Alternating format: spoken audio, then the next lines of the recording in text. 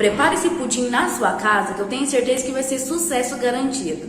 Receita aqui, olha, você pode estar fazendo até mesmo dobrando a receita para render mais quantidades aí. Essa receita aqui você pode fazer para vender ou aí para sua família. Como o Dia das Mães está bem pertinho aí, por que não fazer essa receita aí para agradar ela também, né? Já que é uma data tão especial, a gente gosta de comer coisas gostosas nesse dia. Eu espero que vocês tenham gostado da dica de hoje e já vai comentando aqui abaixo o que você achou dessa dica, que vai deixar a gente super feliz, né? Então comenta aqui e não se esqueça de deixar seu like para fortalecer aí o canal, tá bom? Espero que tenham gostado, fiquem com Deus e até o próximo vídeo.